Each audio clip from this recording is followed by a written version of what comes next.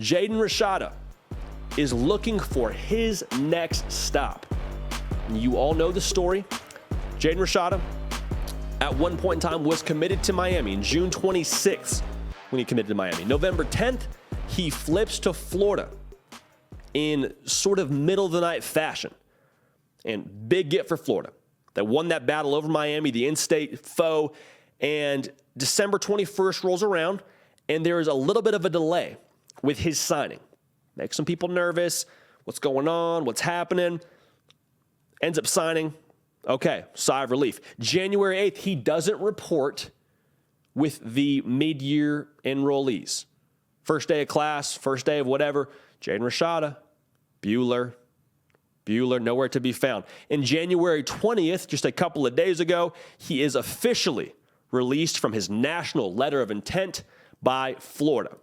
All of this, obviously, is surrounding the NIL conversation for Jaden Rashada. Multiple reports saying that he was promised a certain amount from the Gators, was not going to receive that. Hard to blame him. We had an agreement. Y'all didn't keep up your end. I'm going to look elsewhere. You've heard my thoughts on that. I don't want to dive too deeply into that. But this is something that we have entered into in the NIL era.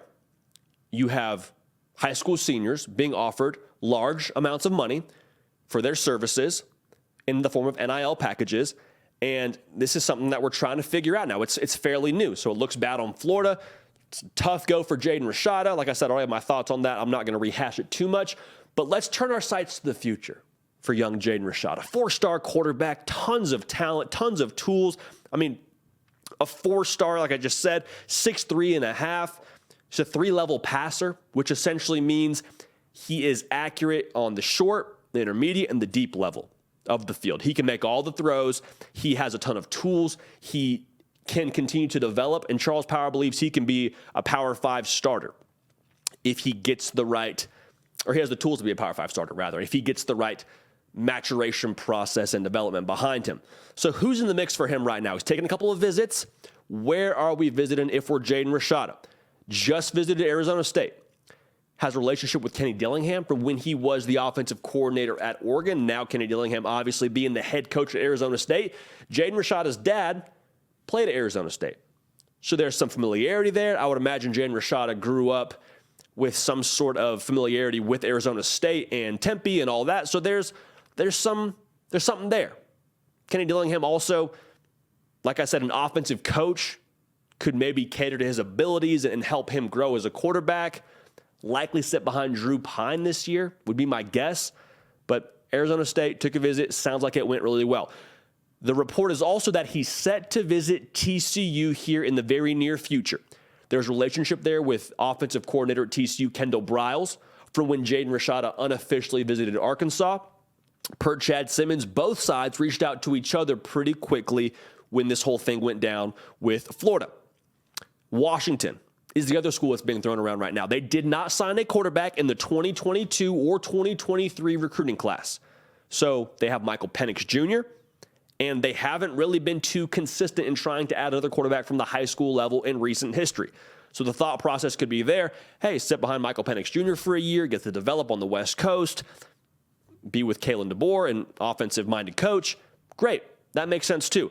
There's also murmurs, and I say murmurs very, very loosely, around Cal and Colorado. I don't think you ever count out Deion Sanders in anybody's recruitment, especially a high-profile one like Jaden Rashada. And Cal is also the school that is obviously in Northern California, and there's probably some familiarity there as well. So with all those schools on the table, with all those, well, those three are really the main ones, ASU, TCU, and Washington. With those three on the table and maybe Cal and Colorado kind of in the background, where is the best fit for Jaden Rashada? Well, I'll tell you. Really quickly, though, if you haven't subscribed, we'd love to have y'all at the party. Y'all have allowed us to cultivate a college football community that I think is special and unlike a lot of others in our industry. Because a lot of what we do here is based on y'all hitting me in the DMs. Y'all at me on Twitter, commenting on our YouTube videos, and telling us what you want to see. So we do what y'all want to see. This is the people's program. So we appreciate y'all in advance for continuing to fuel that. And welcome for those of you that are new. We're really glad to have you. If you have not yet, follow me on Instagram or on Twitter. Like I said, great mediums for us to have some interaction. At JD Piquel is where you can find me. Here's what I want for Jaden Rashada. Here's what I think would make the best fit for him. I'd like to see somewhere stable, quarterback friendly, and allow him to develop as a passer, develop the tools that he has. Because so often we see these talented quarterbacks go to the wrong situation, and it's not the kid's fault. Some of it is in terms of how much he's putting into it, but a lot of it is just went to the wrong place and he wasn't getting developed. I'd like to see Jaden Rashada go somewhere with an offensive-minded coach, like I already said, with ASU and Washington, TCU. Those all make sense to me. And I'd like to see him go somewhere that's stable from a culture standpoint. I'm not knocking ASU. ASU could have a great culture. First-year coach. I think for me, Washington is a little bit further along, obviously having 1 year under the belt already. TCU, Sonny Dykes, they played for a national title last year. I like that a little bit more personally. And this to me is why TCU is the best fit in my mind. TCU is my pick for Jaden Rashada, and here's why. So much of college is a development personally. Yes, he's going to go somewhere and develop as a quarterback.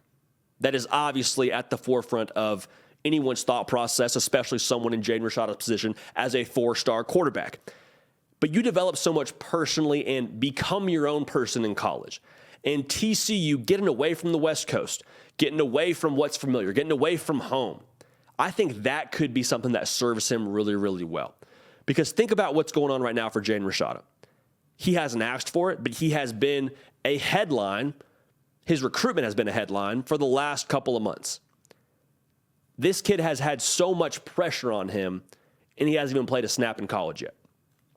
I'd love to see him go somewhere like TCU with an offensive-minded coach like Sonny Dykes, a new offensive coordinator in Kendall Briles, sit behind someone like Chandler Morris for a year, and just go to work. Get out of the spotlight and just go to work.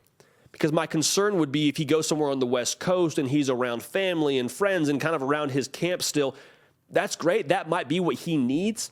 And far be it for me to say what Jaden Rashada needs, but I think there could be some benefit in the adversity that could come from getting away from what you know and having to figure out for yourself who you are internally. I'm sure there's a lot of that going on right now, but getting out of the spotlight, going to a place like Fort Worth, Texas, I like that for him.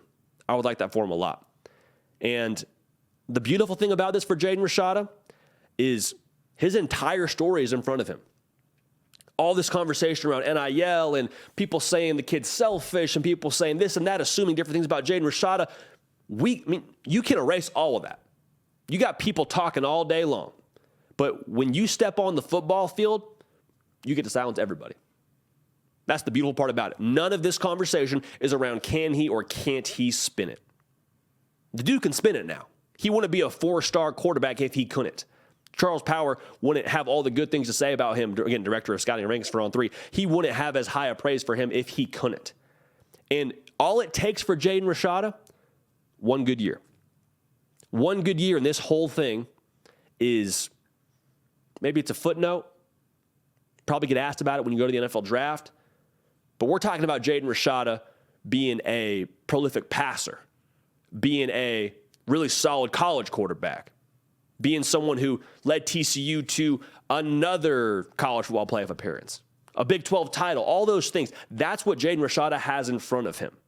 None of this is about his play, which is ultimately what is at the forefront of why he's able to have the spotlight on him, why we're able to talk about the NIL deal that he was offered and agreed upon with Florida, because he's talented, because he's got a lot of ability.